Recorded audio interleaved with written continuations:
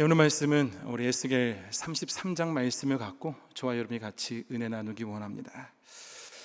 옛날에 어떤 한 식당이 있었습니다. 그 식당 이름은 할머니 국밥집이었습니다. 당연히 국밥집에 할머니가 계셨겠죠. 근데 너무나 인기가 있었습니다. 왜 인기가 있었냐? 국밥이 당연히 맛있었기 때문에 인기가 있었습니다. 사람들이 줄을 서서 간단한 메뉴였지만 그 음식이 소문에 소문을 나서 팬시하지도 않고 그냥 허름한 어떤 한 그런 식당이었음에도 불구하고 그 인기가 전국구를 넘어서 많은 사람들이 소문에 소문을 얻어서 그 식당을 방문하고 또 음식을 먹었습니다. 그런데 어느 날 큰 사고로 인해서 그 식당에 불이 났습니다.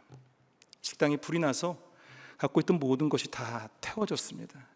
테이블이든 뭐든 다 남는 것이 없이 싸그리 모든 것이 불타버렸습니다.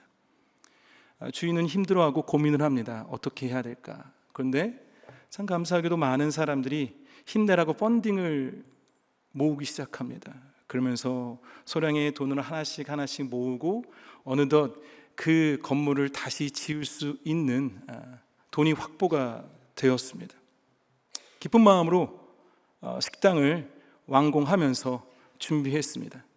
예전보다는 더 깨끗한 식탁, 예전보다는 더 선명한 메뉴판, 그리고 주방 기구들과 주방 도구들을 갖고 이렇게 손님을 맞이할 준비를 했습니다. 그런데 만약에 그 식당의 이름이 할머니 국밥이 아니라 돈가스 집이면 어떨까요? 사람들이 기대했던 것과는 다르게 아무리 깨끗하고 아무리 메뉴판을 다시 잘 만들고 사람들이 와서도 보기도 좋고 먹기도 좋은 이 화려한 어떠함이 있다 할지라도 기존에 있었던 메뉴가 바뀌면 그것은 아무 소용도 없을 것입니다.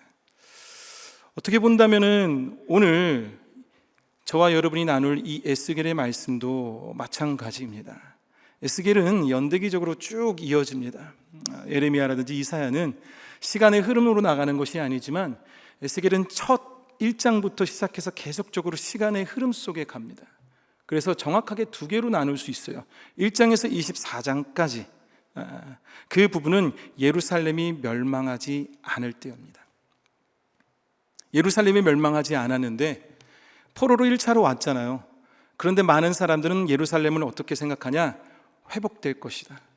우리는 곧 그 예루살렘으로 다시 돌아갈 것이다. 하나님이 가만히 계시지 않을 것이다. 분명히 바벨론을 벌하고 예전에 아수르를 벌했던 것처럼 예전에 많은 민족들을 하나님을 건드렸던 이스라엘 백성을 건드렸던 많은 민족들을 없애셨던 것처럼 이번에도 동일하게 할 것이라는 기대감으로 있었지만 그때 임한 에스겔에게 임한 하나님의 메시지는 뭐였냐면 반드시 예루살렘은 멸망할 것이다.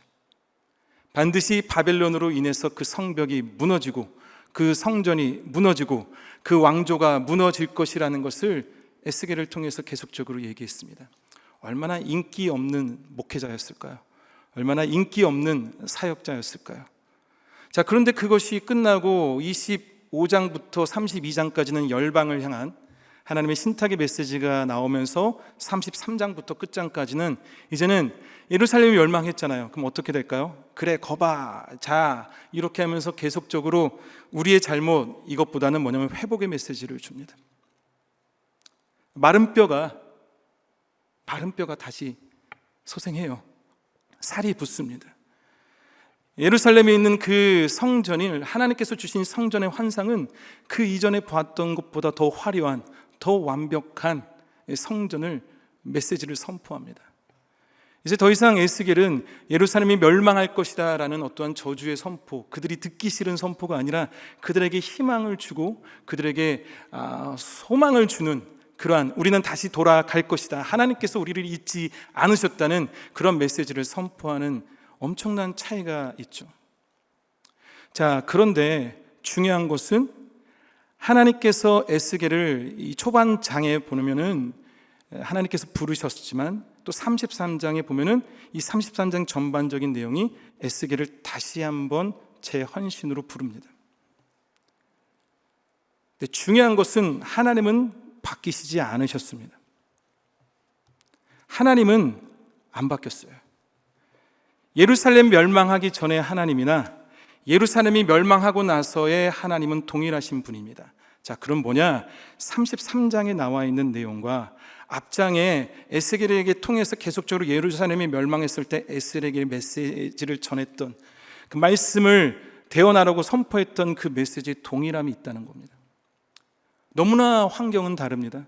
예루살렘 멸망하고 예루살렘을 기대하는 마음, 이제는 더 이상 우리는 갈 것이라는 어떤 소망을 갖고 빨리 가지만 이제는 그 시간적인 여유와 함께 하나님께서 우리를 다시 부르실 것이라는 그 소망의 메시지로 나눠져 있는 이 상황, 환경 가운데서 하나님은 에스겔에게 동일한 본질의 메시지를 전하고 있습니다. 저는 이 본문의 말씀을 선택할 때 좀 고민했습니다.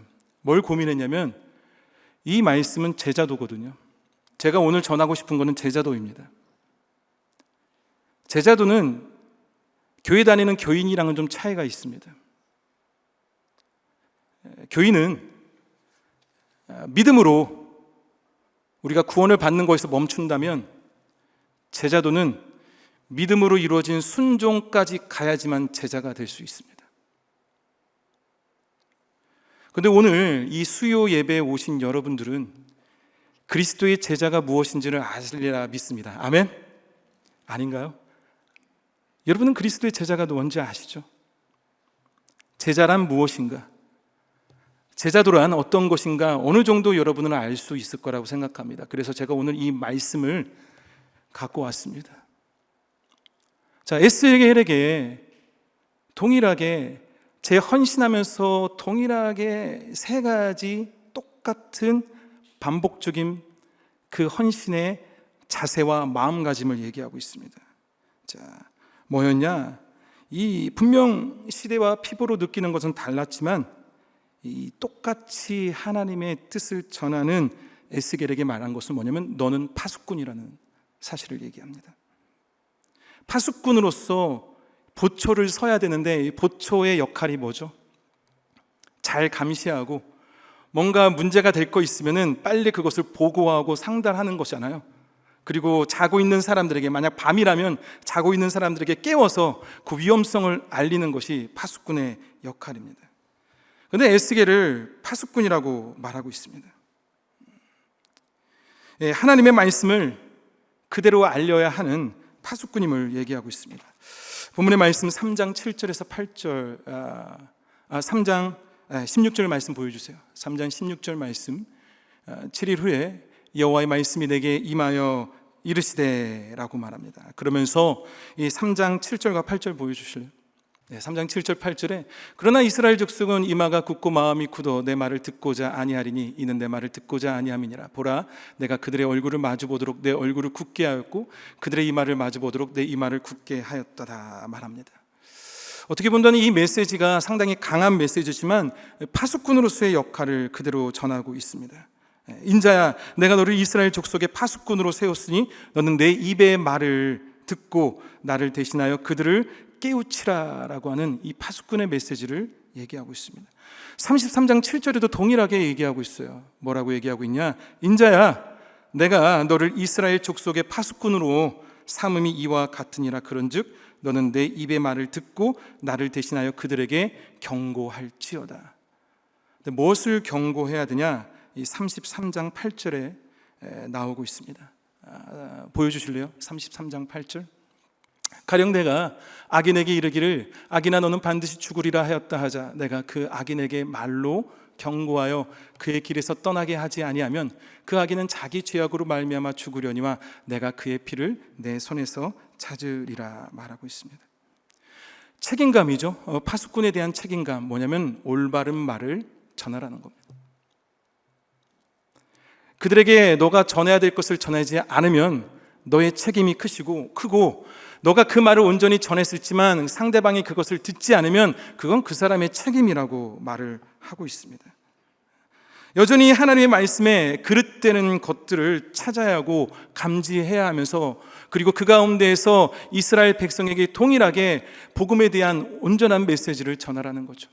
하나님이 원하시는 것이 무엇인지, 지금 이러한 상황 가운데서 하나님이 이 부분은 분명히 잘못된 것이다라는 것을 선포하듯이 이 파수꾼으로서 깨어서 하나님의 뜻을 그대로 전하라라고 말하고 있습니다.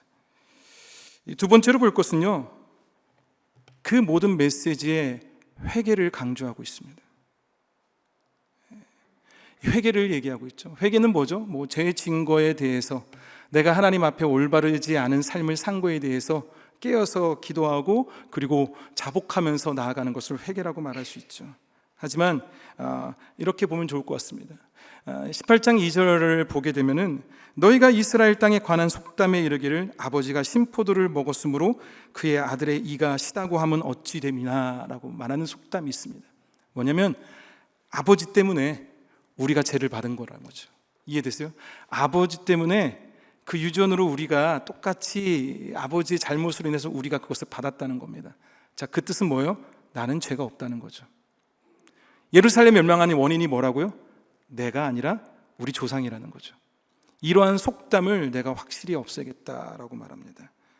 자, 그러면서 모든 영혼이 다 내게 속한지라 아버지의 영혼이 내게 속함같이 그의 아들의 영혼도 내가 속하였나니 범죄하는 그 영혼은 죽으리라.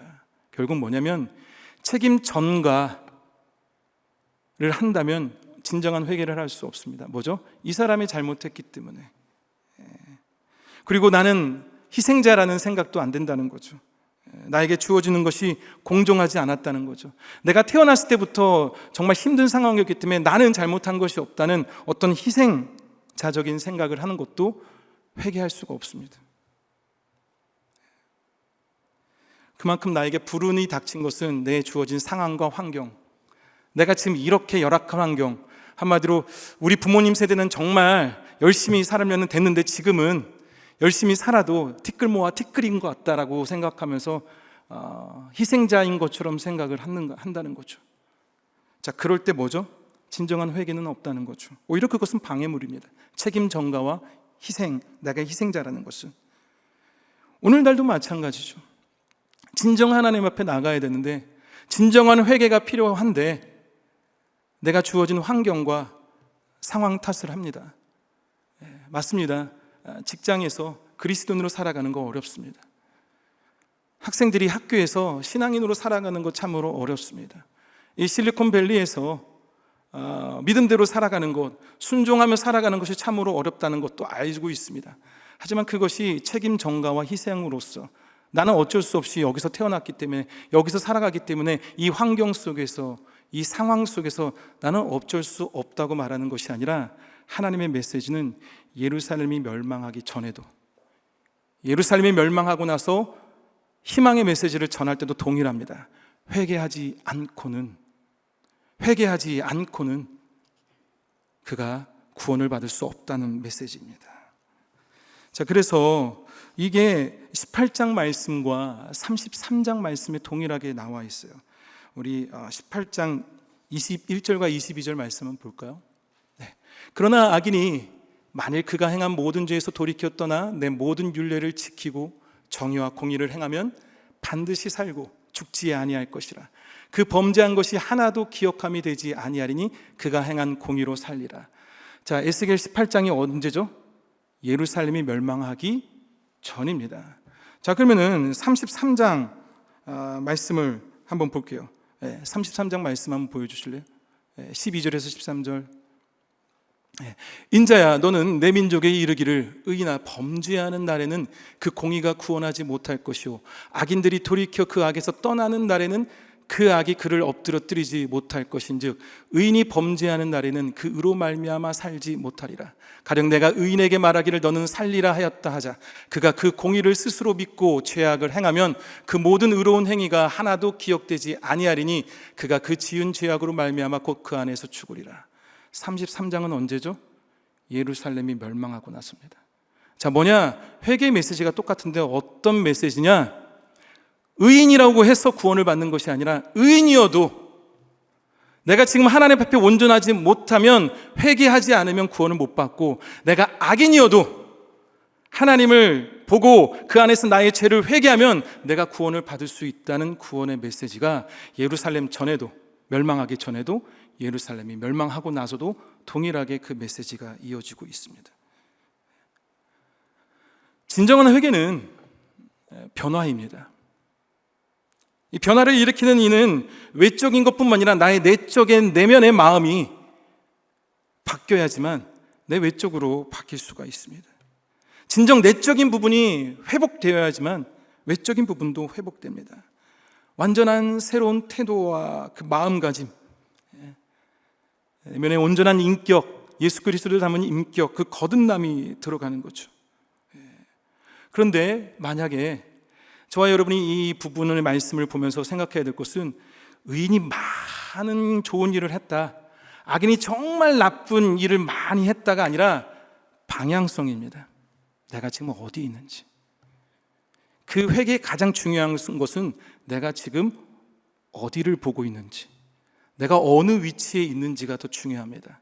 더 많은 죄, 더 많은 좋은 일이 아니라 오늘 저와 여러분이 지금 방향성, 저와 여러분이 지금 어디에 있는지가 회개의 가장 궁극적인 모습이겠죠. 자, 이 메시지를 파수꾼인 에스겔은 전해야 합니다. 어떨 때요?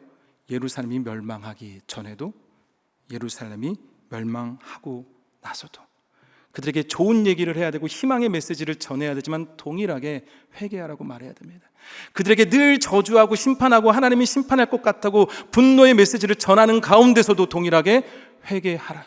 너희들의 방향이 어디 있느냐? 너희들이 지금 누굴 보고 있느냐? 너희들의 마음 중심에 무엇을 갖고 있느냐를 계속적으로 하면서 온전하게 하나님을 바라보지 못하면 회개해야 된다는 메시지를 변함없이 전해야 한다고 말하고 있습니다. 세 번째로 볼 것은요, 너희 주변에 하나님의 말씀을 행하는 자들이 있어야 한다는 거죠. 자, 그 뜻은 뭐냐면 저와 여러분이 살아가고 있는 환경 속에서 누구랑 친하고 누구와 함께 하는지 그것이 중요한 것은 아닙니다.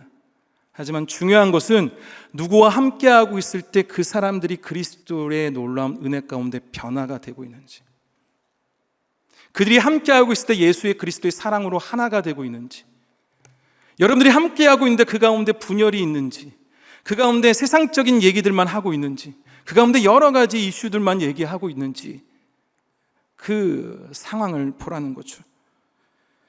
자, 예루살렘이 멸망하기 전 그의 사역의 모습은 말 못하는 자로 살아가야 되었습니다.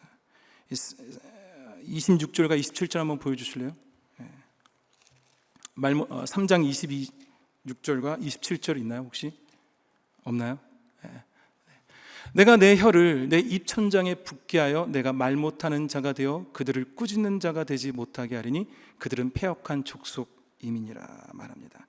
그러나 내가 너와 말할 때 내 입을 열리니 너는 그들에게 이르기를 주 여호와의 말씀이 이러하시다 하라. 들을 자는 들을 것이요 듣기 싫은 자는 듣지 아니하리라. 자, 뭐냐? 내가 할 말만 해. 넌 말하지 마. 입천장이 닫혔습니다. 어떠한 말도 하지 못해요. 좌측으로 우측으로 몇백일을 한쪽으로 왼쪽으로 오른쪽으로 누워서 자야 됐습니다. 사람들이 모였을 때 그는 말하지 못하고 그림을 그려가면서 공성정을 표현하기도 했습니다. 어떤 상황 가운데서도 자신의 말을 여는 것이 아니라 하나님의 말씀만을 대언하는 긴 시간을 보냈습니다. 자, 그런데 예루살렘이 멸망하고 나서 어떻게 되냐? 33장 22절을 볼까요? 그 도망한 자가 내게 나아오기 전날 저녁에 여호와의 손이 내게 임하여 내 입을 여시더니 다음 아침 그 사람이 내게 나아올 그때 내 입이 열리기로 내가 다시는 잠잠하지 아니하였노라. 엄청난 차이죠. 예루살렘 멸망하기 전에는 입이 닫혀 있어요. 그래서 하나님 말씀만 하고 모든 것을 자신의 행동으로 자신의 삶 속에서 그대로 보여야 되고, 정말 그 가운데 많은 사람들이 에스겔을 보면서 욕하기도 하고 손가락질 하기도 하면서 정말 그 누구도 함께하지 못하는 힘든 상황을 보냈는데, 이제는 뭐예요? 에스겔이 말한 것이 성취가 됐잖아요. 그렇게 안 믿었던 예루살렘이 멸망하게 됐잖아요. 자, 그러면서 그 입이 열립니다. 완전 다른 사역 환경이 바뀐 거죠. 그렇게 그동안 에스겔에 대해 부정적으로 생각하고 인기가 없는 에스겔에게 그가 전한 메시지가 성취가 되었기에 이제는 이 지역에 있는, 텔아비브에 있는 그 모든 지역에 있는 포로들이 이 에스겔을 따르는, 에스겔 말을 듣고자 하는 인기인이 되었습니다. 33장 30절에서 31절 볼까요? 인자야, 내 민족이 담 곁에서와 집 문에서 너에 대하여 말하여 각각 그 형제와 더불어 말하여 이르기를, 자, 가서 여호와께로부터 무슨 말씀이 나오는가 들어보자 하고, 백성이 모이는 것 같이 내게 나오며 내 백성처럼 내 앞에 앉아서 내 말을 들으나 그대로 행하지 아니하나니, 이는 그 입으로는 사랑을 나타내어도 마음으로는 이익을 따름이라. 자, 분위기가 뭐예요? 딱 보시면 어떤 거예요? 인기인입니다. 유튜브인데 구독과 좋아요, 댓글이 엄청났습니다. 많은 사람들이 좋아요를 눌렀어요. 이 사람 말이 주식으로 따지면 주식의 예언자입니다. 됐어. 무슨 말을 할까? 담을 넘어서 주변에서 사람들이 모입니다. 이제는 더 이상 예루살렘이 멸망했기 때문에 그들이 소망이 없기 때문에 이제 그 자리에서 회당을 지을 겁니다. 회당을 지우고 사람들이 모일 때도 에스겔을 초대할 겁니다. 우리에게 말씀하여 주세요. 당신은 지금 어떻게 생각합니까? 가는 곳마다 사람들은 초청할 겁니다. 그 지역에서 어느 정도 명망이 있는 사람들은 에스겔을 알고자, 에스겔을 내가 알고 있다라고 말하고자 관계를 가지려고 합니다. 근데 보는 것은 뭐냐?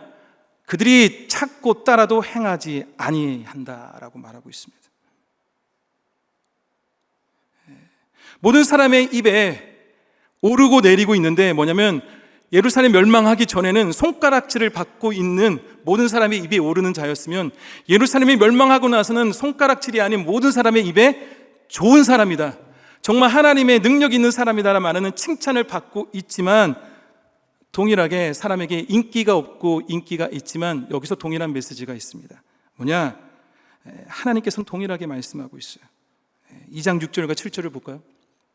인자야, 너는 비록 가사와 찔레와 함께 있으며 정갈 가운데 거주할지라도 그들을 두려워하지 말고 그들의 말을 두려워하지 말지어다.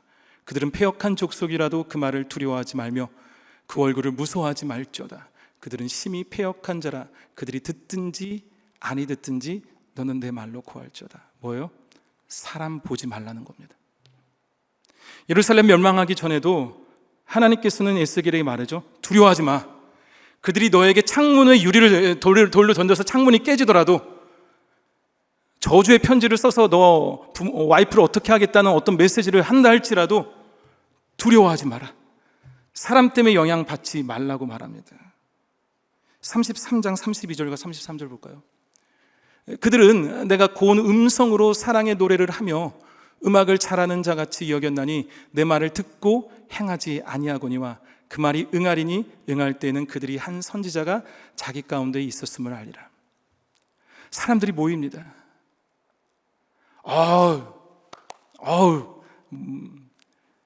정말 어떻게든 같이 한번 사진이라도 찍을 만큼 그러한 명성과 인기가 그 지역에, 에스겔을 모르면 안 될 것 같은 그런 인기가 있습니다. 어느 순간 자신을 올려놓습니다. 많은 사람들이 주변에 올려놓습니다. 당신 없으면 안 돼요. 안 돼요. 올려놓습니다. 그래도 사람 보지 말라는 겁니다. 너는 누구를 바라봐야 되냐? 하나님만을 바라보라고 얘기하고 있습니다. 참 저와 여러분에게 주어지는 제자로서, 그리스도인으로서 온전히 살아갈 때 중요한 메시지죠. 힘들 때도 우리는 사람 때문에 두려워합니다.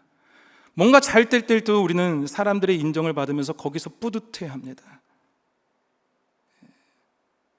너의 사역에서 저주하고 싫어하는 것에 두려워하지 말고, 너의 사역에 칭찬과 명성이 생기고 사람들이 모여도 흔들리지 말고, 사람 때문에 이리 갔다 저리 갔다 하지 말고, 위협도 아첨도 중요한 것이 아니라 오직 주님의 말씀만을 전하며 그 말씀을 온전히 파수꾼처럼 올바른 말을 전하고, 오직 합당한 회개를 통한 구원만이 참된 구원임을 선포하고 나가라고 말하고 있습니다. 실제로 그러면서 뭐죠? 아무리 사람이 모였어도 행하는 사람이 없대잖아요. 그 뜻은 뭐냐? 저와 여러분의 사역 가운데, 저와 여러분이 제자도로 그리스도를 닮아가는 삶 가운데서 저와 여러분이 함께하고 있는 공동체에 순종으로, 믿음으로 변화되어지는 사람이 있어야 합니다. 그것을 말하는 거예요. 사람이 떠나든 사람이 많이 모이든 그것이 아니라 단지 두 사람이라도, 목장 안에 사람이 아무리 20명이 모이고 목장 안에 사람이 적게 모여도 그것 때문에 두렵고 힘든 것이 아니라 그 가운데에서 주님의 말씀대로 행하려고 하는 사람들이 있다면 여러분은 올바른 제자도의 삶을 살고 있는 겁니다. 저 또한 참 눈치 많이 보는 사람입니다. 예전에 사역을 했을 때는 사람들이 청년 사역을 예전에 10년 전에 했었을 때는 설교하다가도 얘가 안 오면은 왜 안 올까 신경 쓰입니다. 숫자에 민감합니다. 그리고 누가 이랬대 하면서 저기에 민감합니다. 그리고 목사님 설교 잘해요. 그러면 거기도 또 반응합니다. 그게 아니라 정말 저와 여러분이 그리스도인으로 온전히 살아가려고 한다면요, 사람의 말을 듣는 것이 아니라 하나님의 말씀을 들어야 합니다. 그것이 우리가 흔들리지 않을 수 있는 제자도의 삶이겠죠. 결론을 내리겠습니다. 하나님이 기뻐하시는 것은 무엇일까요? 하나님이 기뻐할 수 있는 것은 우리가 행복하게 사는 것, 우리가 주 안에서 즐겁게 사는 것, 우리가 주님 안에서 기쁨을 누리는 것도 마찬가지 좋은 얘기입니다. 하지만 오늘 이 에스겔에서 말하는 공통적인 것을 보고 한번 나눠보겠습니다. 18장 23절을 볼까요? 주 여호와의 말씀이니라 내가 어찌 악인이 죽는 것을 조금인들 기뻐하랴. 악인이 죽는 것을 내가 기뻐하겠느냐? 오히려 그가 돌이켜 그 길에서 떠나 사는 것을 어찌 기뻐하지 아니하겠느냐 말합니다. 악인이 죽는 것을 기뻐하는 것이 아니라 악인이 주님께로 돌아오는 것을 내가 기뻐한다고 말합니다. 18장 32절에도 동일하게 말하고 있어요. 주 여호와의 말씀이니라 죽을 자가 죽는 것도 내가 기뻐하지 않으니 너희는 스스로 돌이키고 살지니라. 죽을 자가 죽는 것을 내가, 당연히 이 사람은 죽을 수밖에 없어라고 하는 그 사람이 죽는 것을 내가 기뻐하지 않는다는 거예요. 자, 예루살렘이 멸망하기 전에 메시지였다면 예루살렘이 멸망하고 나서도 33장 11절에 동일하게 말하고 있습니다. 너는 그들에게 말하라. 주 여호와의 말씀이니라 나의 삶을 두고 맹세하노니 나는 악인이 죽는 것을 기뻐하지 아니하고 악인이 그의 길에서 돌이켜 떠나 사는 것을 기뻐하노라. 이스라엘 족속아 돌이키고 돌이키라. 너희 약한 길에서 떠나라. 어찌 죽고자 하느냐. 동일하게 하나님의 마음은 변치 않습니다. 뭐요? 악인에서 의인으로 돌이키는 것을 기뻐하신대요. 한 사람이 변화되어서 주님을 만나는 것을 기뻐하신대요. 내 영혼이 거듭나는 것을 주님은 기뻐하신대요. 누가복음 15장 7절 보겠습니다. 내가 너에게 이르노니 이와 같이 죄인 한 사람이 회개하면 하늘에서 회개할 것 없는 의인 99으로 말미암아 기뻐하는 것보다 더하리라. 아멘. 아멘. 하나님께 기쁨을 드리는 삶을 살기 원합니다. 우리도 에스겔과 같이 지상 명령을 가지고 복음에 합당한 삶을 살아내야 합니다. 여기 수협에 오신 분들은 분명히 제가 전하고 있는 이 말씀을 이해하시리라 믿습니다. 시대가 바뀌고 환경이 바뀌고 사회가 변화되어지고 공화당이 중심이 되다가 민주당이 중심이 되다가 이렇게 야당 여당 왔다 갔다 하더라도, 그리고 우리의 옷 패션이 예전에는 긴 치마를 입어야지만 교회로 왔지만 지금은 바지를 입어도 하고, 예전에는 드럼이 없으면 안 됐지만 지금 드럼이 있어도 괜찮고, 어떤 상황과 환경이 바뀐다 하더라도 저와 여러분이 제자로서 살아갈 때 이 세 가지를 잊지 마시기 바랍니다. 복음을 전하십시오. 회개와 변화의 중요성을 선포하십시오. 사람을 바라보는 것이 아니라 주님을 바라보면서 주변의 사람들에게 참 그리스도의 제자를 만드십시오. 그것이 에스겔에게 말씀하신 하나님의 말씀이라면 오늘 살고 있는 저와 여러분, 이제 믿음에서 멈추지 마시고 순종으로 가시기 바랍니다. 순종으로 가시기 바랍니다. 주님이 걸어가신 그 길을 동참하고 따를 수 있는 저와 여러분이 되길 간절히 축원합니다. 기도하겠습니다. 감사합니다. 주님, 오늘 주어진 말씀을 생각합니다.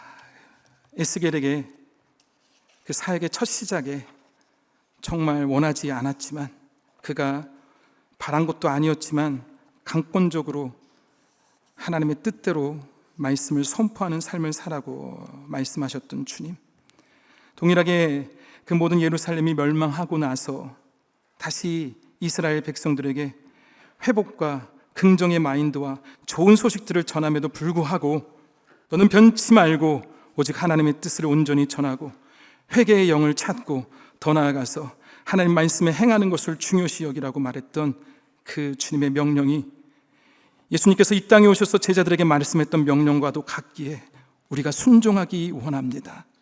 우리의 연약함과 부족함을 내려놓고 이 말씀 가운데 빗대어져서 오직 주님께서 원하시고 가장 기뻐하는 악인이 변화되어 의의 길로 옮길 수 있는 그러한 축복의 통로로 우리를 사용하여 주시옵소서. 이 모든 말씀 살아 역사하신 예수 그리스도 이름으로 기도드렸습니다.